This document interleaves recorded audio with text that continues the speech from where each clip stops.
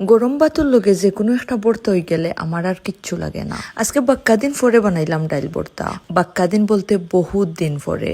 আর সরিষার তেল ছাড়া তো ভর্তার কোনো টেস্টও নাই। আমার কাছে আছে টিম নুরুলের মাস্টার্ড অয়েল, যেটা দিয়া বানাইলাম আজকুর মজাদার ডাইল ভর্তা।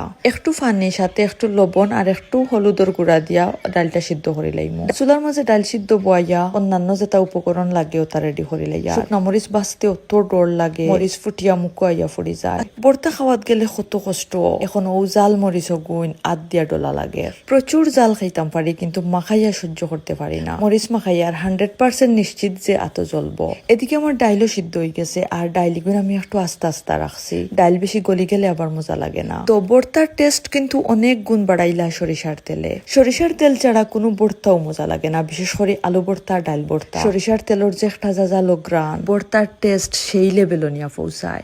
আমার কাছে আছে টিম নুরুলর মাস্টার্ড অয়েলর ও ছোট বোতলটা। তেলের এই ছোট বোতলটা আমার কাছে এত বেশি কিউট লাগে, ইউজ করতে ইচ্ছা করে না। আমি যত্ন করি আমার কাছে রাখি দিছি। এদিকে বড় বোতল আত লইয়া দেখি একটুও তেল নাই, সব ইউজ করা হয়ে গেছে। শেষ হয়ে আসলে মনটাও একটু খারাপ হয়ে গেছে। এখন আর কিছু করার নাই, শেষমেশ বাধ্য হইয়া ও কিউট বোতলটা ইউজ করা লাগছে। তো পেঁয়াজ, শুকনা মরিচ আর সরিষার তেল দিয়া ভর্তাটা একটা মাখানে দিমু, কিন্তু ডালটা অত বেশি গরম আছিল, আদ দিয়ে আরো কোনো উপায় নাই। পরে মানুষে একটা চামচা নিয়া দিছ আর দিয়া কইরা, মাম্মা তুমিও তো বুকা খেনে, চামচ থাকতে খেনে তুমি আদ জ্বালাইরা। তাই তো আর আদ দিয়া মাখানের টেস্টটা এখনো বুঝছন না।